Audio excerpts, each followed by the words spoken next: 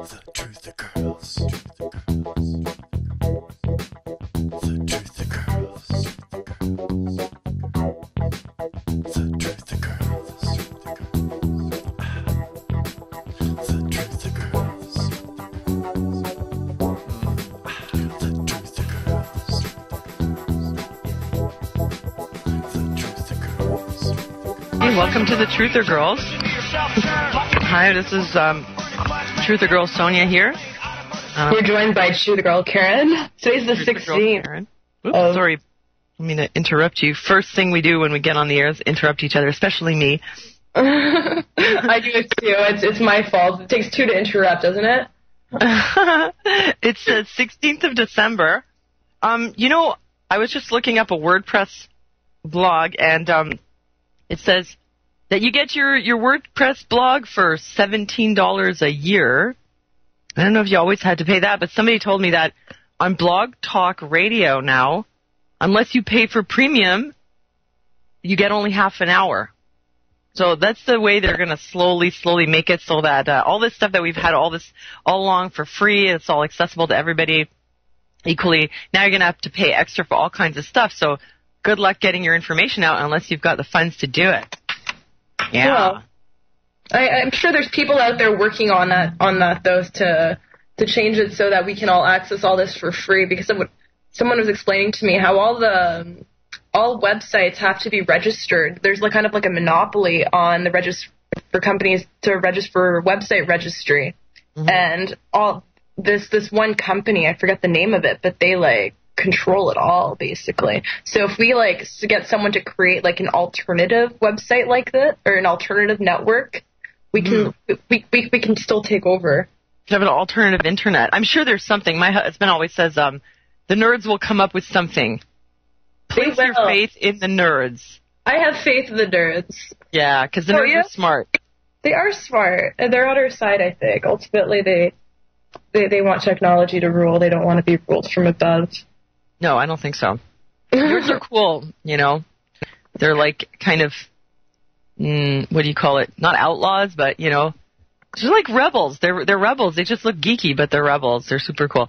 Anyway, we're going to have a guest on.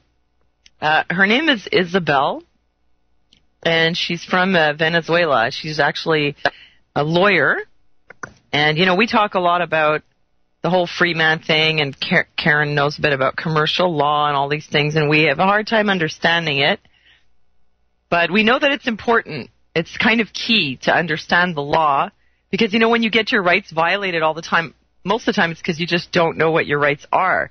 So you know something's wrong, but you don't know how to deal with the offending, officer or whoever who's overstepping his or her boundaries, and you end up falling into their jurisdiction or whatever it is that you're trying to avoid. So we invited Isabel to come.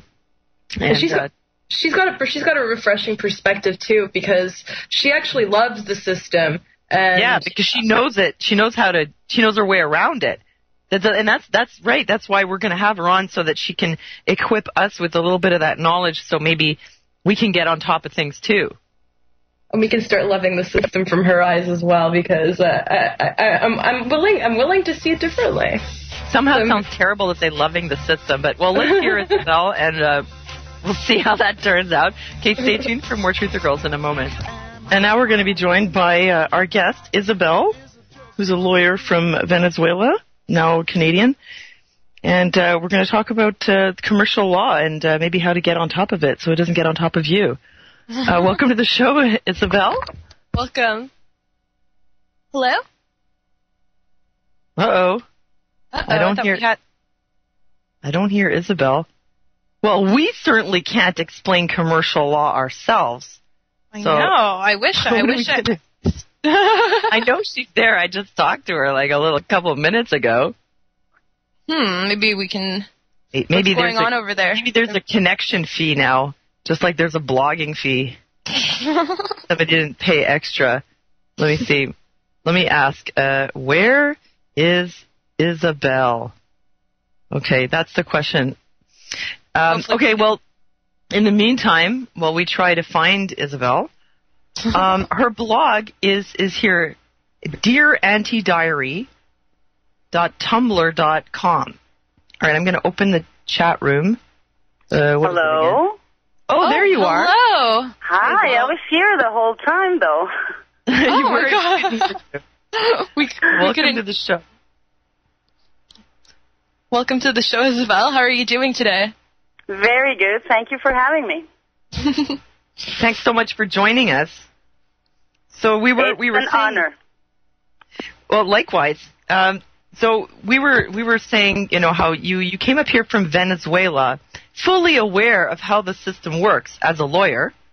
Yes. And still you decided to come and become a Canadian. And you've actually said that the system is beautiful, which most people would say, how is that possible? It's nothing but tyranny, corporate tyranny. How can this be beautiful? Would you like to give us a little background on yourself and how you came to see things that way? Sure. Yes, I am from South America. I went to law school in South America. I did a little bit of studying in the United States.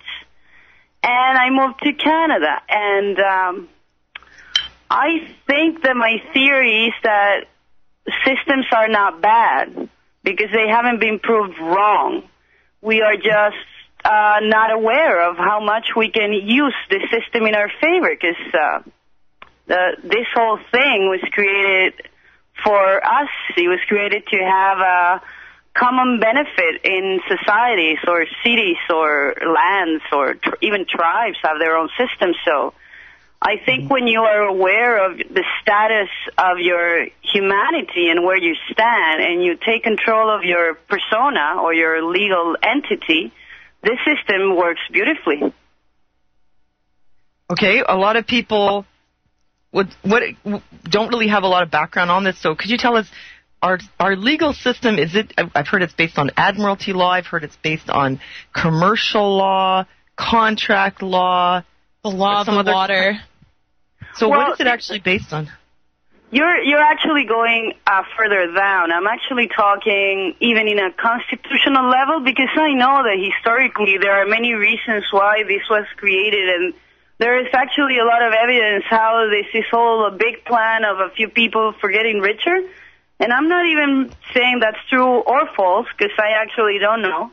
But what I can tell you is no matter how rich these people want to get, they still need our consent. Our consent, our opinion is our currency. It's what we do with it.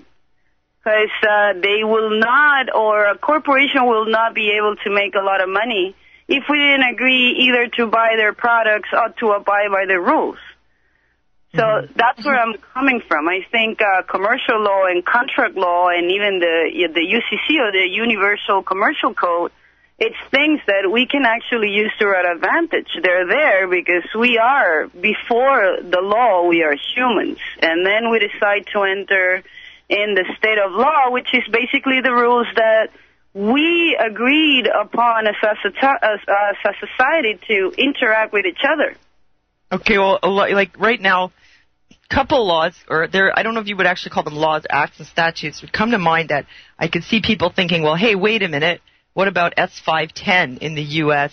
Doesn't that apply to us? But just for example, like Food and Safety Modernization Act, there was a lot of protests against it. A lot of people voiced their opinion that they didn't want this. We don't want corporate monopoly on our food supply, and people are buying more and more organic things. You can see that in the supermarket. People want alternatives, and yet they're still passing these, or the so-called Healthcare Reform Act. They pass these acts even though the people, like the American people or the Canadian people, they're doing things like that up here too, don't want this, and yet they do pass it. So how is that by consent? Is there more to it than that? Well, yeah, our consent is tacit. Our consent is given unless we oppose. That's a tricky part of the law as it established, because the thing is that when you say the people oppose, it's actually a very few people who actually know what's going on. Mm-hmm. People who don't struggle don't think about these kinds of things. People who don't read further, and I'm not saying anything bad about them, because It's also they've been absorbed by a system who gives them only limited information and imposes on them premises that are to be taken as absolute truth. Like, for example, I don't have a choice of what I buy in the supermarket. Now, do they have a choice? Absolutely. The thing is that that information is not available, and that's where you ladies come in, or me, or everybody who has this, because I will not protest for the change of the law. I will change the law, either not giving my consent or going straight to the process. Because when I protest for something, I'm still giving away the solution. I'm telling somebody else that they should give me the solution.